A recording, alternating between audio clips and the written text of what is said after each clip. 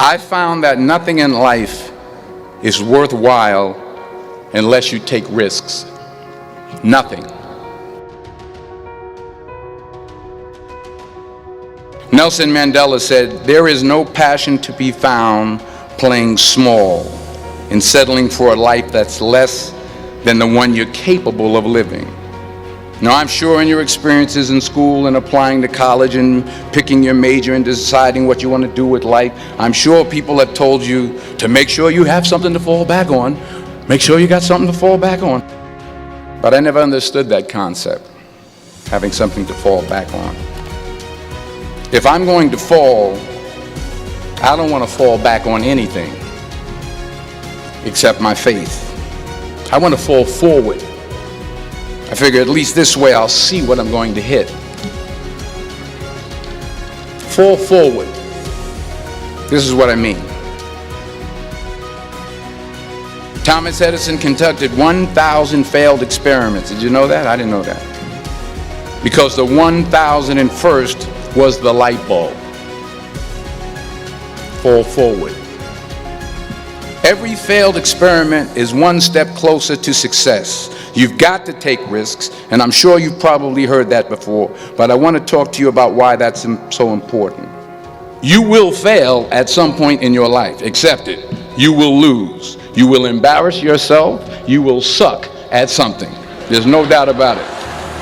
And I know that's probably not a traditional message for a graduation ceremony, but hey, I'm telling you, embrace it, because it's inevitable.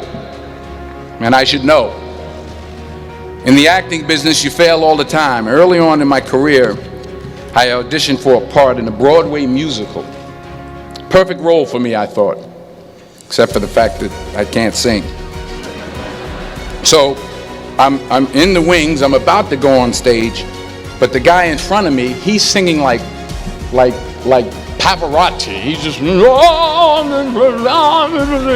he's just going on and on and on, and I'm just shrinking. I'm getting smaller and smaller. So they say, "Oh, thank you very much, thank you very much." So I come out with my little sheet music, and it was Just My Imagination by the Temptations. That's what I came up with. So I hand it to the accompanist, and she looks at it and looks at me and looks out at the director and was like, "Nice."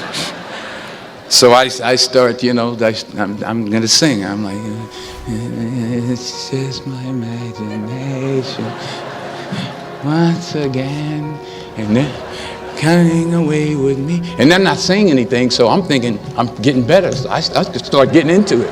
It was just my imagination. Running. This, oh, yeah, thank you very much, Mr. Washington. Thank you. So I assumed I didn't get the job.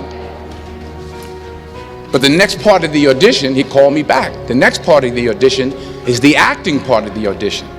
So I'm like, hey, okay, maybe I can't sing, but I know I can act. So they pair me with this guy, and again, I didn't know about musical theater. And musical theater is big, so they can reach everyone all the way in the back of the stadium.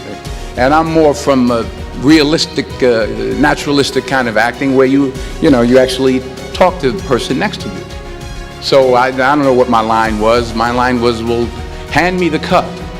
And his line was, "Well, I will hand you the cup, my dear. The cup will be there to be handed to you."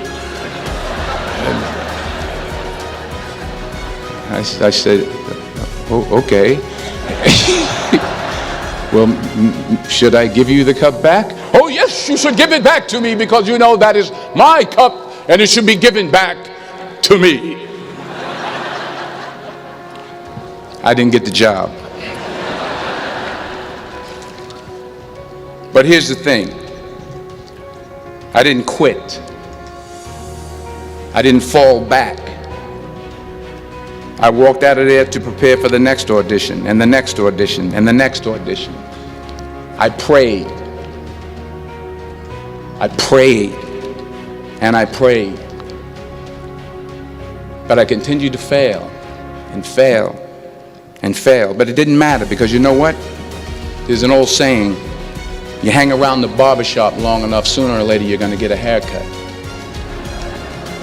So you will catch a break, and I did catch a break. Last year, I did a play called Fences on Broadway. Someone talked about it. Won the Tony Award.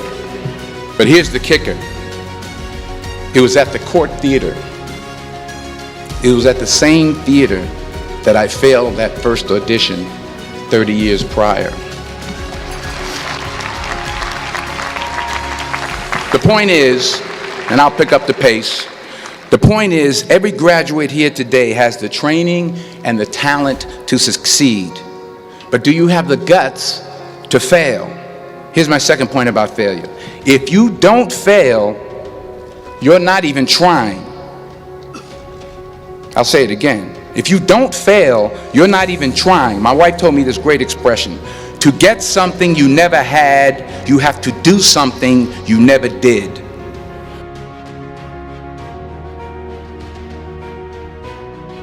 Les Brown's a motivational speaker. He made an analogy about this. He says, imagine you're on your deathbed, and standing around your deathbed are the ghosts representing your unfulfilled potential. The ghost of the ideas you never acted on. The ghost of the talents you didn't use. And they're standing around your bed, angry, disappointed, and upset. They say, we came to you because you could have brought us to life, they say. And now we have to go to the grave together. So I ask you today, how many ghosts are going to be around your bed when your time comes? The world needs your talents, man, does it ever. I just got back from South Africa. It's a beautiful country, but there are places there with terrible poverty that need help. And Africa is just the tip of the iceberg. The Middle East needs your help. Japan needs your help. Alabama needs your help. Tennessee needs your help. Louisiana needs your help. Philadelphia needs your help. The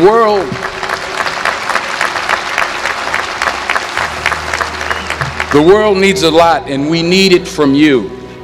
We really do. We need it from you young people. I mean, I'm not speaking for the rest of us up here, but I know I'm getting a little grayer. We need it from you, the young people, because remember this. So you got to get out there. You got to give it everything you got, whether it's your time, your talent, your prayers, or your treasures. So the question is, what are you going to do with what you have? I'm not talking about how much you have. Some of you are business majors. Some of you are theologians, nurses, sociologists. Some of you have money. Some of you have patience. Some of you have kindness. Some of you have love. Some of you have the gift of long suffering. Whatever it is, whatever your gift is, what are you going to do with what you have? Sometimes it's the best way to figure out where you're going. Your life will never be a straight path. I began at Fordham University as a pre-med student. I took a course called cardiac morphogenesis. I still can't say it. Cardiac morphogenesis. I couldn't read it. I couldn't say it. I sure couldn't pass it. So then I decided to go into pre-law, then journalism. And with no academic focus, my grades took off in their own direction. Yeah, down. I was a 1.8 GPA one semester, and the university very politely suggested that it might be better to take some time off. I was 20 years old. I was at my lowest point. And then one day, and I remember the exact day, March 27th, 1975, I was helping my mother in her beauty shop. My mother owned a beauty shop up in Mount Vernon. And there was this older woman who was considered one of the elders in the town. And I didn't know her personally, but I was looking in the mirror, and every time I looked at the mirror, I could see her behind me, and she was staring at me. She just kept looking at me. Every time I looked at her, she kept giving me these strange looks. So she finally took the dryer off her head and she said something I'll never forget. First of all, she said, "Somebody give me a piece of paper. Give me a piece of paper." She said, "Young boy, I have a prophecy, a spiritual prophecy." She said, "You are going to travel the world and speak to millions of people." And in the years that followed, just as that woman prophesied, I have traveled the world and I have spoken to millions of people through my movies. Taking risk is not just about going for a job. It's also about knowing what you know and what you don't know. It's about being open to people and to ideas. And I can't think of a better message as we send you off today. To not only take risks, but to be open to life, to accept new views, and to be open to new opinions, to be willing to speak at a commencement at one of the best universities in the country, even though you're scared stiff. While it may be frightening, it will also be rewarding.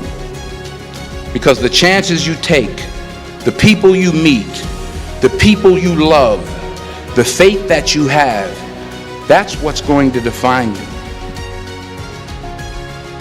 Congratulations. I love you. God bless you. I respect you.